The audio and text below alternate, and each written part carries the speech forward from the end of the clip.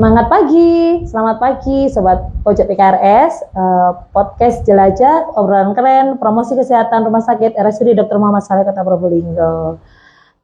Semangat pagi bersama saya Maria Karunia Ningtyas, salah satu anggota dari PKRS yang akan mengawal acara Pojok PKRS pada hari ini 1 jam ke depan. Pada hari ini tidak lupa saya perkenalkan narasumber kita yang istimewa, yaitu Dr. Dwi Agustin Ramadhani, spesialis anak. Selamat pagi, dokter. Selamat pagi. Beliau adalah salah satu dokter spesialis anak di ruang anak di RSUD Dr. Muhammad Saleh Kota Probolinggo. Sebelumnya kita mengingatkan nih, sebenarnya podcast hari ini adalah salah satu rangkaian dalam peringatan Hari Anak Nasional tahun 2024. Tema kita hari ini adalah kenali dan waspada bahaya demam berdarah, nggih dokter. Iya, betul. Kalau gitu, mari kita mojok ya. Selamat pagi. Sebenarnya gini dokter, sebenarnya demam berdarah ini kan sudah biasa di masyarakat umum. Cuma ada beberapa orang mungkin masih belum paham sebenarnya apa sih demam berdarah. Bisa dijelaskan dokter? Iya, jadi sebetulnya tema yang diambil kenapa kok demam berdarah, seperti yang mungkin sudah sering terdengar ya, dari tahun-tahun yang kemarin yang namanya demam berdarah itu sepertinya kok tidak pernah hilang. Ya, jadi banyak pasien-pasien kami yang kami rawat itu dengan pasti aja ada gitu yang sakitnya demam berdarah. Apalagi tahun ini ya dokter? Iya, tahun kemarin ya banyak, tahun ini juga masih banyak. Malah yang beberapa bulan terakhir itu sepertinya tinggi gitu. Tinggi ya. Sekali lonjakannya. Ya. Kalau misalnya kasusnya tambah banyak, kan yang dikhawatirkan pasti ada yang mengalami gejala berat. Walaupun gejala berat itu biasanya tidak sampai 10%, tapi bisa fatal gitu. Nah, sebenarnya demam berdarah itu apa? Ya pasti demam berdarah ini adalah demam yang penyebabnya adalah sebetulnya itu virus. Jadi bukan bakteri, tapi penyebabnya itu infeksi virus dengue atau virus dengue. Nah, virus ini sebetulnya terdiri dari 4 serotype ya. Jadi ada yang namanya DEN1, DEN2, DEN3, sama DEN4. Sehingga ini mungkin memberikan gejala yang juga berbeda-beda. Dimana kalau misalnya yang gejalanya berat itu biasanya disebabkan oleh serotype DEN2 sama DEN3. Kemudian yang sering menyebabkan wabah itu DEN1. Nah, yang banyak di Indonesia sementara ini yang diteliti adalah DEN3. Nah, ini untuk sebetulnya hubungannya sama nyamuk itu apa? Jadi demam berdarah itu bukan disebabkan nyamuk, tapi nyamuk di sini ini yang disebut nyamuk Aedes aegypti ini sebagai vektor atau pembawa atau transmisi terjadinya demam berdarah. Jadi nyamuk ini akan menghisap darah dari anak atau orang yang sakit demam berdarah dalam fase akut, kemudian dia akan menggigit orang lain yang sehat sehingga bisa menular lewat gigitan nyamuk itu tadi. Oh, gitu. Karena kan selama ini pemahamannya orang-orang itu demam berdarah itu disebabkan oleh nyamuk, iya, gitu itu ya. Yang mungkin salah paham aja. Berarti memang demam berdarah ini adalah disebabkan oleh virus yang ditularkan melalui nyamuk. Oh gitu, gitu.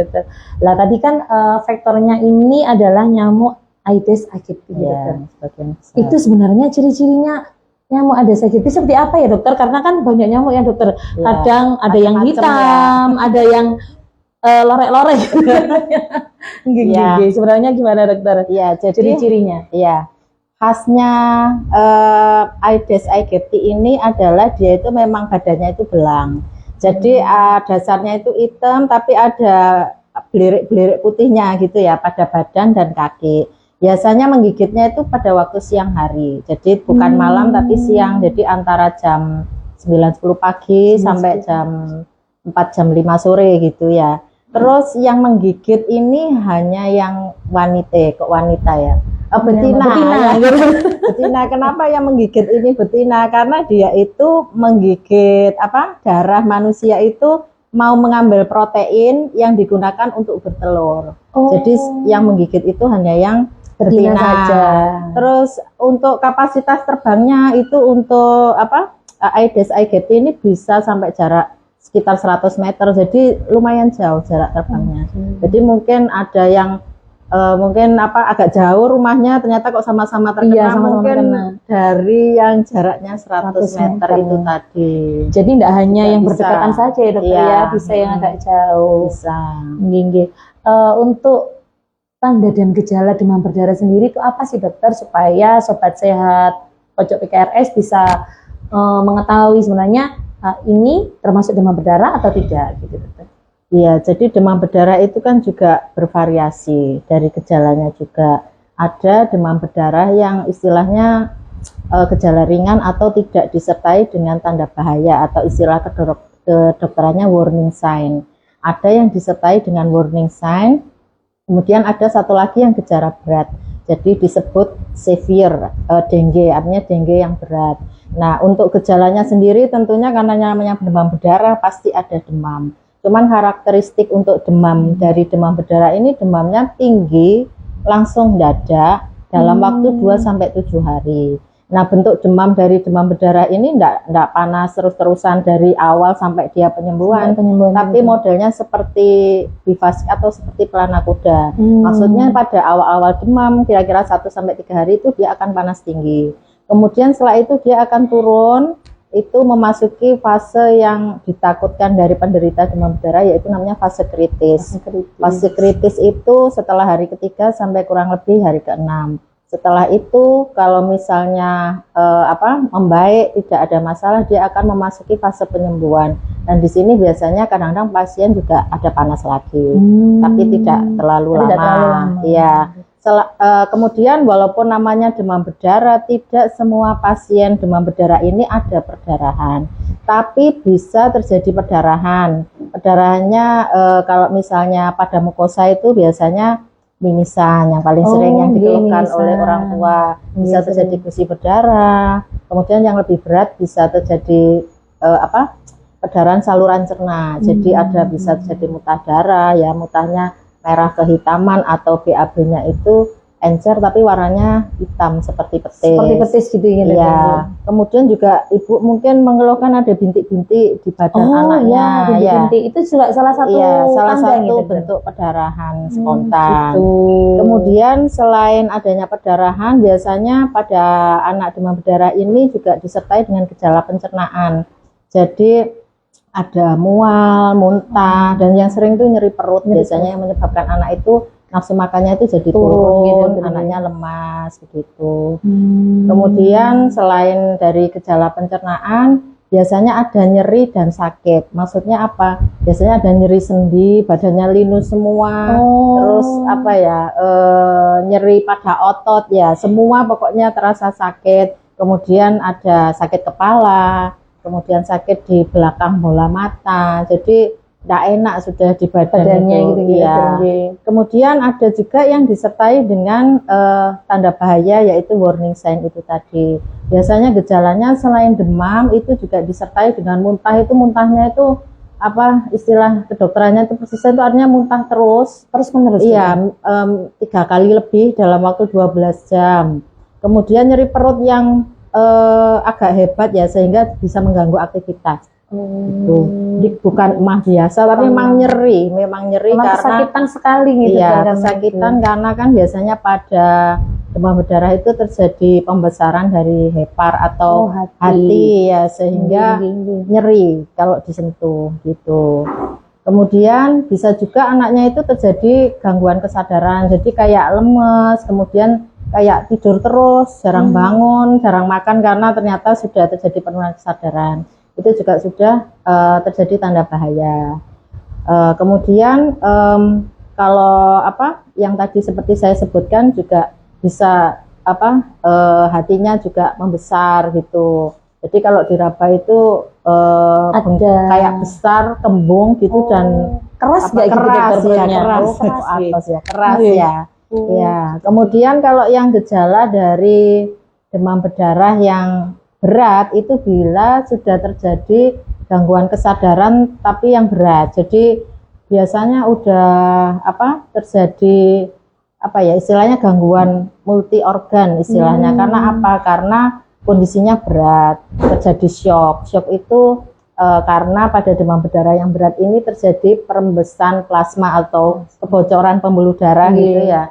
sehingga cairan yang ada di dalam pembuluh darah itu jadi berkurang, sehingga efeknya dia akan menyebabkan organ-organ yang lain itu tidak tersirkulasi dengan baik, sehingga biasanya terjadi gangguan kesadaran atau istilahnya ensefalopati. Kemudian bisa juga pasien disertai kejang atau adanya ensefalitis, istilahnya radang otak yang disebabkan oleh virus demam berdarah ini. Karena ternyata virus demam berdarah itu dalam satu penelitian itu bisa ditemukan di cairan otak, cairan cerebrospinal otak, sehingga ternyata bisa jalan-jalan ke sana. Nah, selain yang shock tadi, juga bisa gangguan di organ lain yang ditakutkan ini gangguan pada hati ya, sehingga kalau dicek itu fungsi hatinya bisa ribuan kali naiknya. Jadi terjadi gagal hati ya. Gagal hati kan bisa menyebabkan penurunan kesadaran juga. Terus bisa terjadi gagal ginjal juga karena perfusi atau aliran darah ke ginjalnya itu juga berkurang karena shock yang berkepanjangan. Jadi tidak teratasi dengan terapi cairan dalam waktu 6 jam. Jadi sudah diberi cairan yang cukup tapi tidak ada respon, itu biasanya juga jelek kondisinya. Kemudian bisa terjadi perdarahan yang hebat gitu ya. Yang sering menyebabkan kondisinya jelek itu kalau sudah terjadi perdarahan di pencernaannya. Jadi seperti muntah darah, berak darah, seperti itu. Nah, shock ini juga gejalanya itu mungkin kalau ayah ibu yang tahu ya di rumah itu, kalau misalnya anak itu sudah dalam fase kritis, jadi dia tidak dalam kondisi panas. Jadi sudah tidak panas, tapi kondisinya anaknya itu anyep.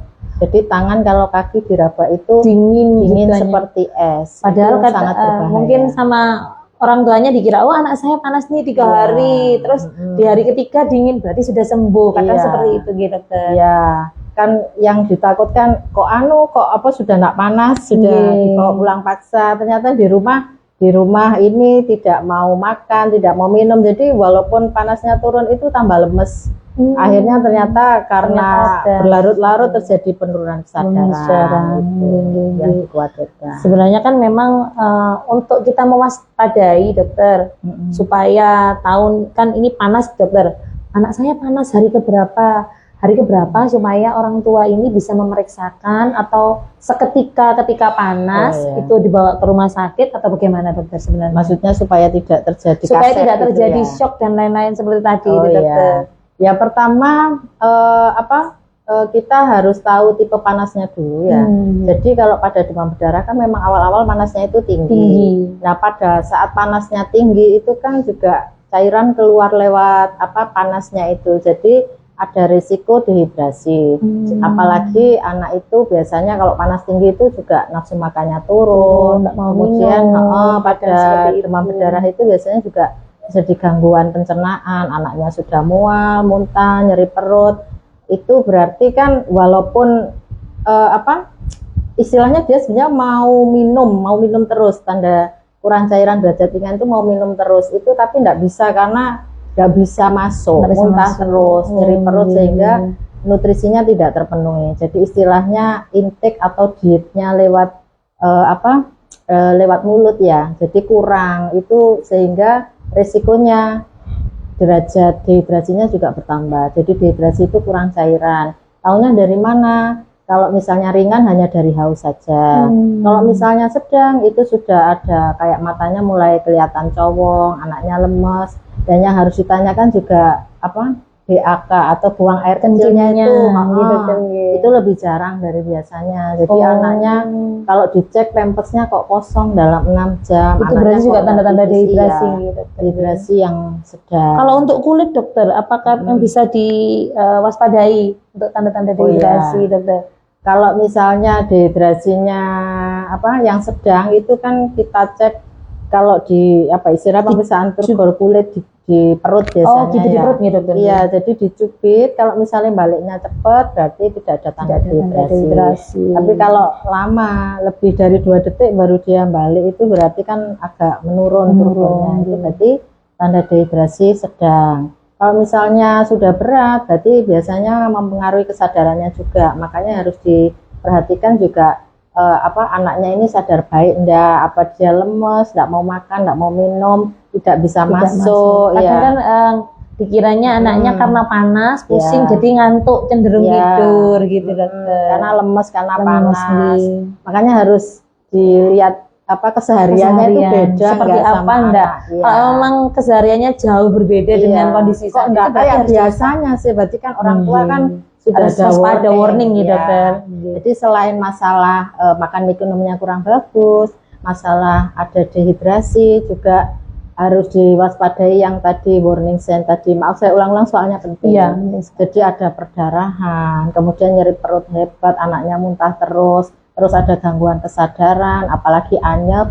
Itu sebenarnya kalau anyep itu sudah agak terlambat ya. Maksudnya kita kan sebelum itu, terjadi yang dingin atau shock itu tadi dokter. Betul.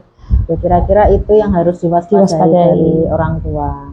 Jadi sobat sehat PKRS, untuk ibu-ibu orang tua yang penting harus diwaspadai adalah melihat tanda gejala apakah ada perbedaan ketika anak masih aktif dan ketika masih sakit, ketika panas, apakah ada perdarahan atau di sekitar tangan dan kaki itu dingin atau tidak gitu dokter. Untuk ini dokter, hari keberapa sih sebenarnya misalkan panas dibawa ke dokter di hari kedua misalkan, itu kita perlu biasanya kan diberi pemeriksaan laborat gini dokter, disarankan untuk pemeriksaan ulang laborat itu kira-kira berapa hari gitu dokter.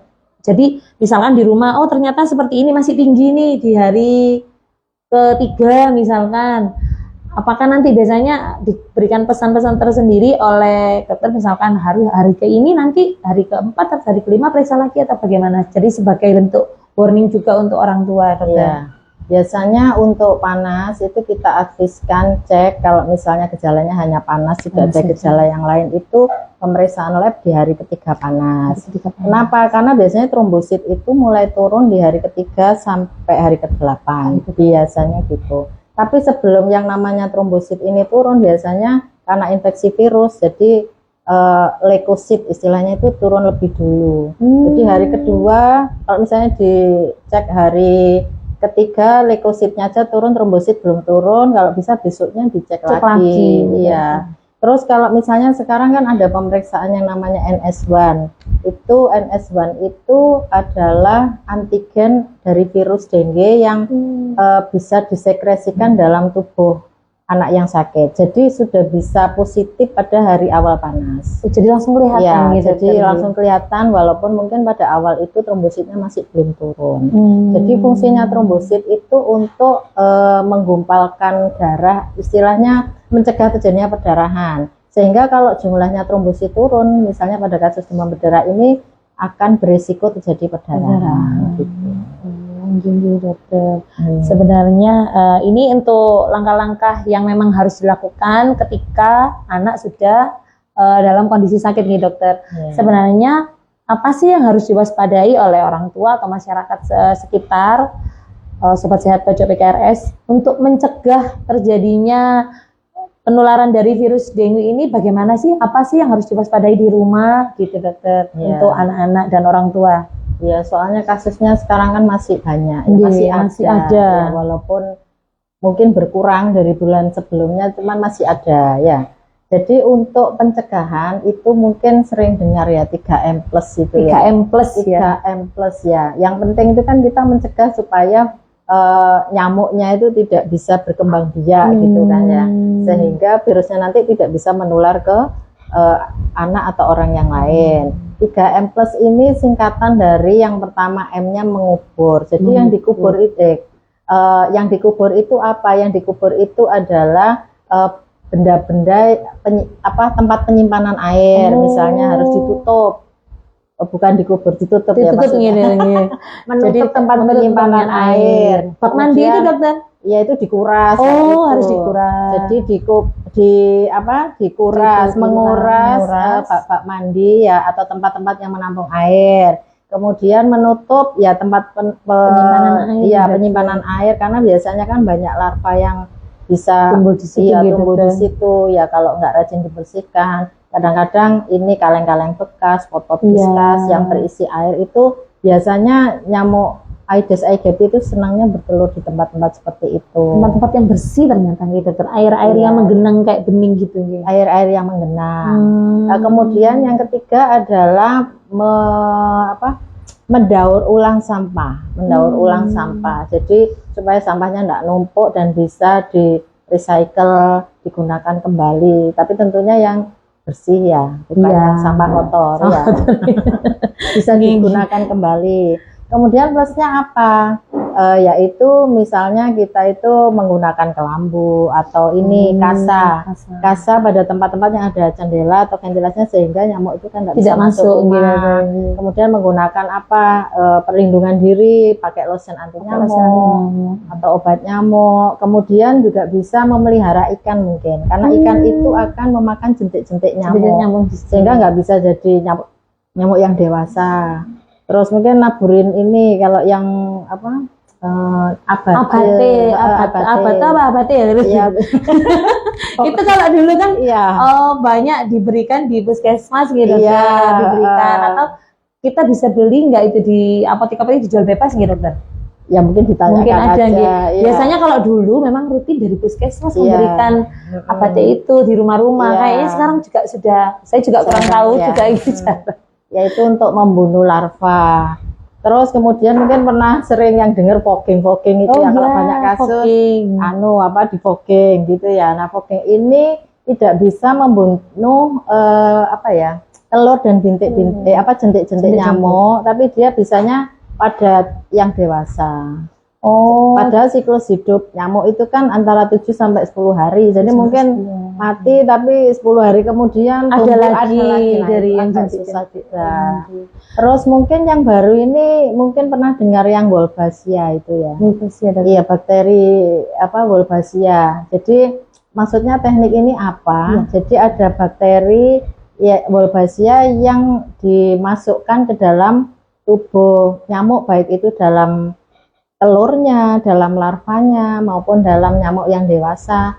Nah, nyamuk Aedes aegypti yang sudah mengandung bakteri Wolbachia ini dia akan menginaktivasi. Jadi artinya isinya habis, rumahnya aja. Iya. Jadi kalau misalnya ada nyamuk jantan yang mengandung Wolbachia ini, dia kawin gitu sama dengan nyamuk betinanya tadi. Betina yang ada di kelenjar ludah nyamuk betina ini tadi virus demam berdarahnya itu juga akan tidak bisa menyebabkan penyakit dan itu nanti bakterinya ini juga akan turun-temurun ke keturunan-keturunan berikutnya. Jadi sehingga diharapkan dengan teknologi ini juga bisa mereduksi terjadinya perkembangan nyamuk itu gitu demam berdarah. Tapi ini kan masih awal penelitian gitu. Diharapkan nanti bisa mereduksikan lagi, mengurangi populasi nyamuk Aedes aegypti. Iya. Kemudian juga ada vaksin demam berdarah. Yang terbaru ini diberikan pada usia 6 tahun ke atas. Diberikan jaraknya 3 bulan selama 2 kali pemberian. Itu ternyata efektivitasnya juga lumayan tinggi. Gitu. Walaupun tidak bisa 100% gitu ya melindungi, tapi kan setidaknya sudah salah satu usaha bariernya gitu. Ya. Ini dokter ternyata sudah banyak pertanyaan di Instagram dari Sobat PKRS untuk Dr. Agustin dari Wayudi MYD dokter Instagramnya. Apakah jika kita terkena demam berdarah harus dilakukan opname dan apakah penanganan pertama untuk anak atau penderita demam berdarah jika supaya demam berdarahnya tidak parah gitu dokter, dari Mas Wahyudi MYD. Ya, jadi demam berdarah kalau misalnya dia derajatnya ringan, artinya dia intake makanannya masih bagus. Kemudian panasnya itu tidak sampai menyebabkan komplikasi. Artinya kan kadang-kadang karena panas tinggi dia juga bisa kejang, juga bisa dehidrasi. Terus kemudian angka trombositnya itu masih di atas 100.000 itu masih bisa dirawat jalan, tapi dengan pengawasan. Artinya Kalau bisa ya memang berkala rutin kontrol gitu ya ke puskesmas. Itu biasanya kan tiap hari kan tetap dicek darah walaupun rawat jalan.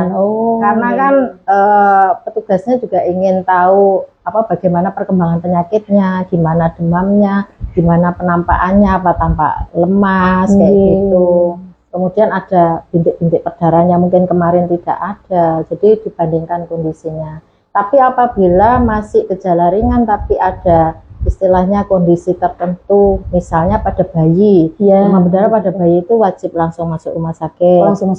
Kemudian pada anak-anak dengan sistem imun yang tidak bagus, misalnya pada anak HIV, gizi buruk, dia punya sebelum sakit demam berdarah sudah ada penyakit jantung bawaan seperti itu, kelainan ginjal seperti itu harus nyamar. Kemudian kalau misalnya pasien-pasien yang talasemia ya, jadi penyakit kelainan darah yang dia harus rutin transfusi itu, dia juga sebaiknya langsung. Kemudian pasien-pasien yang seperti obesitas itu kan pengawasannya juga susah, terapinya juga agak susah. Soalnya kalau pasien yang obesitas atau overweight itu kan kalau panas tinggi itu kan enggak terlalu kelihatan. Soalnya lemaknya banyak. Jadi kayaknya enggak panas, tapi ternyata panasnya tinggi. Kemudian biasanya kalau wis kadung infusnya juga susah gitu ya. Terus kapasitas fungsi parunya juga lebih kecil, jadi dia rentan terjadi kayak sesak, penumpukan cairan di paru-paru gitu. Jadi berarti pada anak dengan penyakit penyerta tertentu itu harus segera. Kalau untuk rawat jalan, anak-anak selama intiknya masih bagus boleh rawat jalan, dan tidak ada komplikasi, tidak ada tidak ada perdarahan, tidak ada warning sign gitu ya. Dan itu juga harus dilakukan pemeriksaan laboratorium tiap hari nih dokter, di puskesmas juga bisa nggih. Jadi tidak harus ke rumah sakit ya. Kalau untuk yang demam berdarah gejala ringan itu juga bisa untuk di rumah dan bisa dilakukan perawatan untuk pemeriksaan laboratorium di puskesmas atau PPK 1. Ini ada pertanyaan juga dari Fitri Cuadim. Nah, izin bertanya dokter, apakah anak yang sudah pernah terkena demam berdarah akan terbentuk antibodi sehingga tidak bisa terkena demam berdarah lagi? Iya, bagus ya pertanyaannya. Sama ini kadang-kadang juga kita itu pengen tahu. Kalau udah pernah kena demam berdarah itu akan kebal selamanya apa enggak gitu ya. Betul, jadi seperti tadi sudah saya nyatakan, jadi demam berdarah ini kan serotype virusnya itu ada 4. Jadi kalau misalnya kena di serotype yang pertama, dia akan ada kekebalan untuk yang serotype pertama saja. Tapi dia mungkin tidak melindungi penuh untuk 3 yang lainnya. Jadi istilahnya secara teori gitu ya, seseorang itu masih bisa terkena demam berdarah itu 4 kali sepanjang hidupnya. Sepanjang hidup secara teori? Secara teori Bisa 4 kali ya. Tapi kan ini kan sementara karena yang ditemukan baru 4 gitu. Jadi dia bisa memberikan perlindungan tapi pada serotype yang sama. Terus kalau misalnya dia kena lagi gitu ya, namanya infeksi sekunder, itu biasanya lebih berat karena sudah ada antibodi yang terbentuk sama pada infeksi primer atau pertama itu. Jadi respon tubuh itu lebih hebat gitu. Lebih hebat karena sudah pernah itu dan ada antibodinya gitu. Ini ada naikkan trombosit pada anak yang terkena DBD.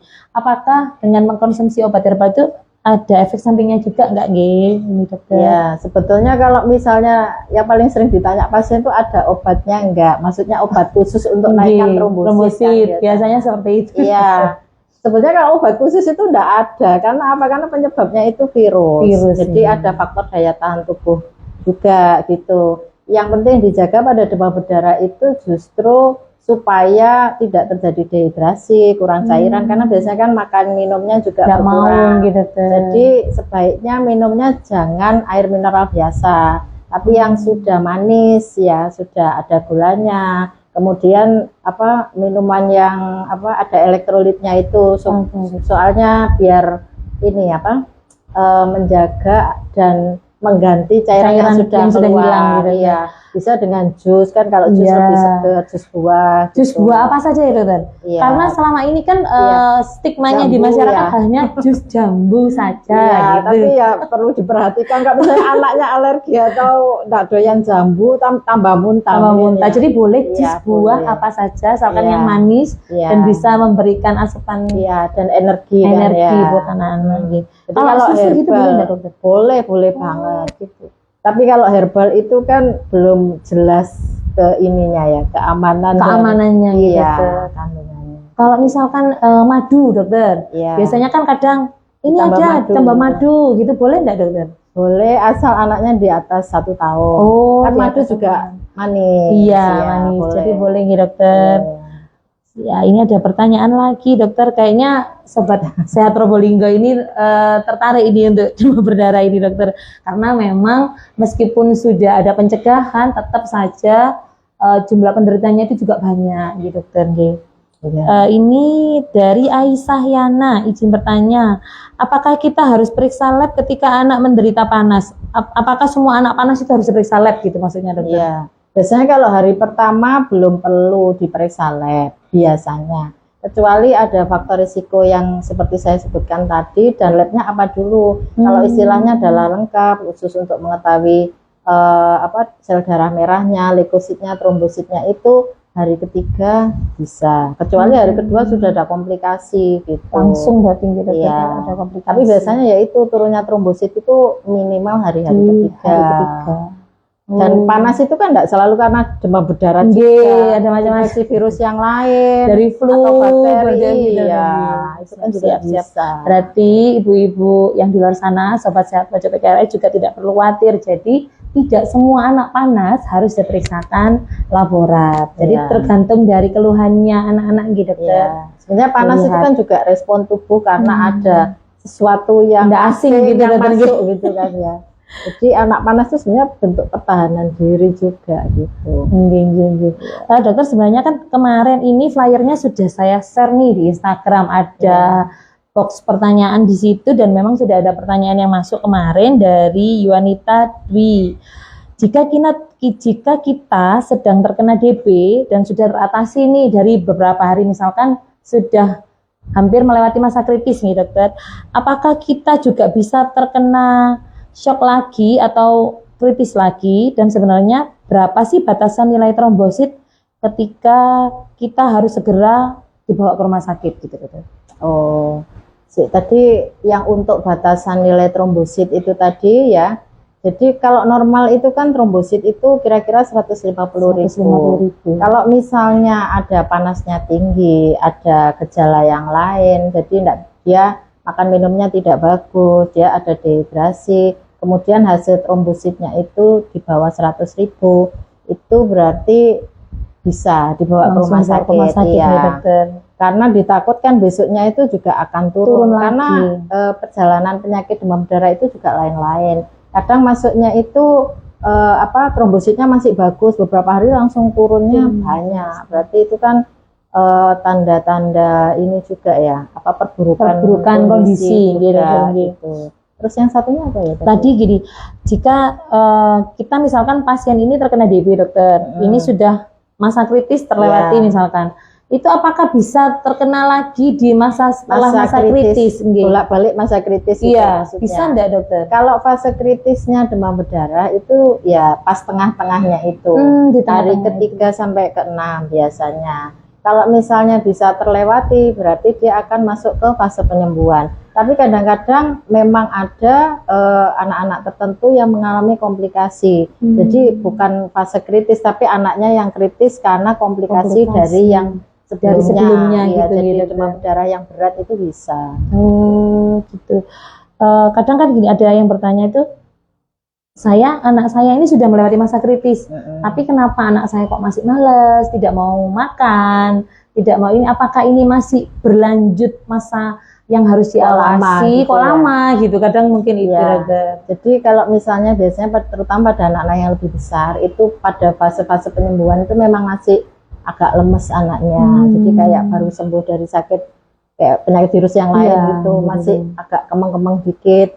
Tapi kalau misalnya mau kayak memulangkan pasien kan kita juga melihat hari panasnya. Kemudian dia kira-kira di fase apa. Jadi kira-kira fase kritisnya ini sudah terlewati atau belum. tidak, gitu. Kemudian dilihat dari gejalanya juga, awalnya misalnya anaknya itu panas, dia pada waktu pemulangan itu sudah 2 kali 24 jam gitu ya bebas panas. Tapi bukan yang fase tengah-tengah, tapi penyembuhan. Sudah melewati fase ini gitu, dokter. Kemudian dilihat gejalanya juga, dulu nyeri perut, sekarang sudah enggak kembung, sudah enggak nyeri perut. Makanya yang awalnya susah karena mual muntah, mulai mau makan. Ya sudah enak, makannya banyak. Kemudian kita lihat juga parameter trombositnya juga.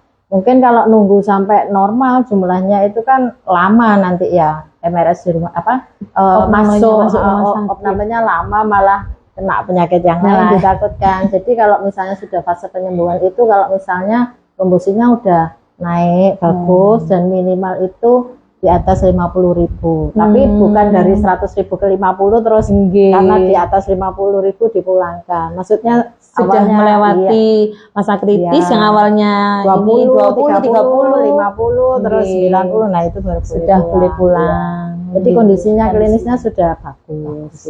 Siap-siap nih dokter. Kadang kan ada, kenapa anak saya tidak pulang-pulang? Kenapa yang itu boleh pulang? Kan kadang seperti itu beda-beda karena ini juga ada dari pertanyaan dari My Sunshine ID. Tadi sebenarnya sudah dibahas dokter Nggih. Apakah sekarang sudah ada vaksin untuk demam berdarah?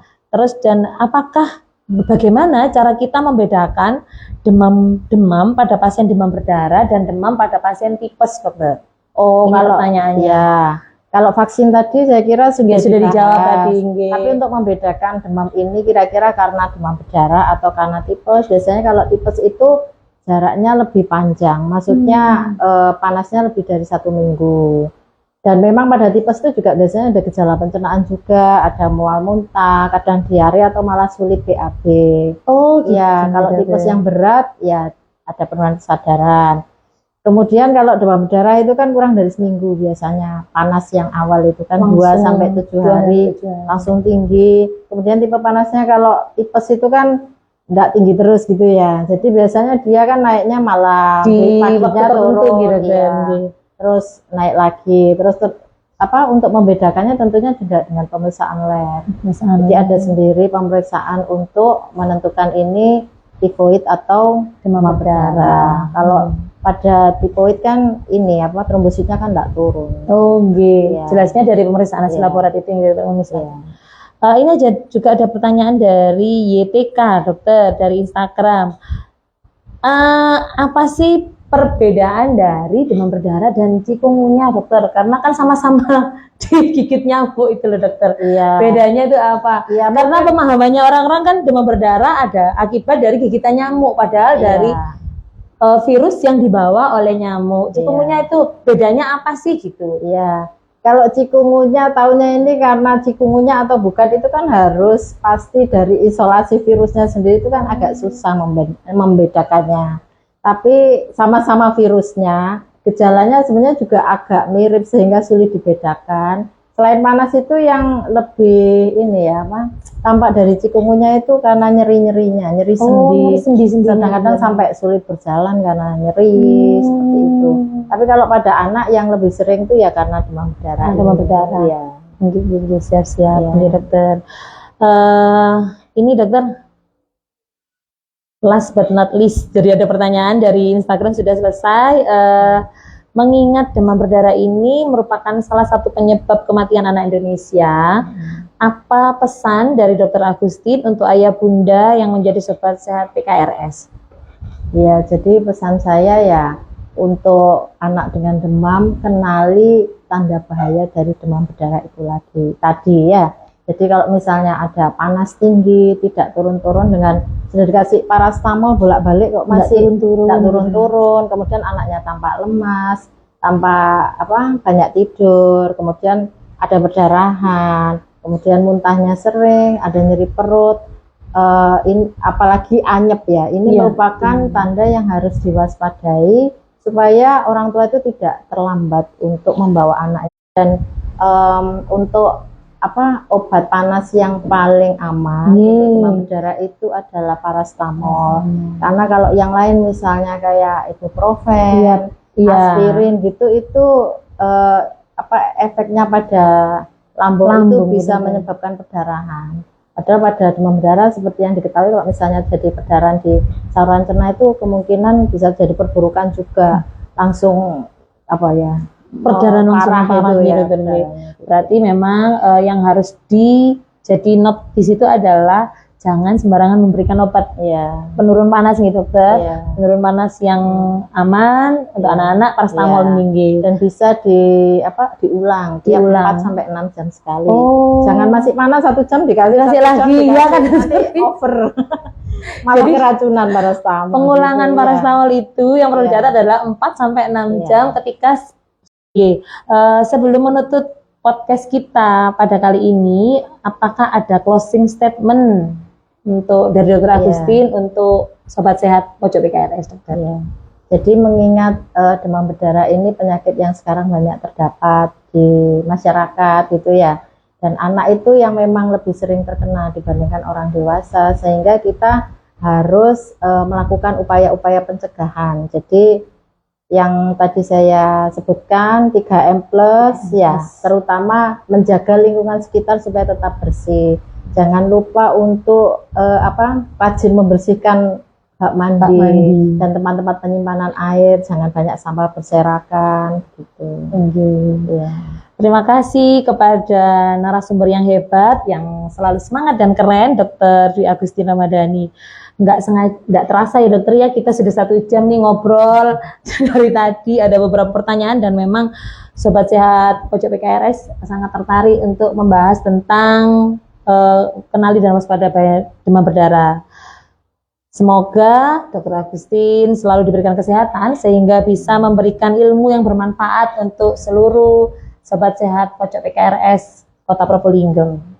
Demikian Pojok PKRS kita pada pagi hari ini, promosi Pojok PKRS, podcast jelajah obrolan keren, promosi kesehatan Rumah Sakit RSUD Dr. Muhammad Saleh Kota Probolinggo.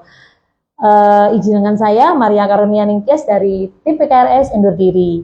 Anak terlindungi, Indonesia maju. Semangat pagi.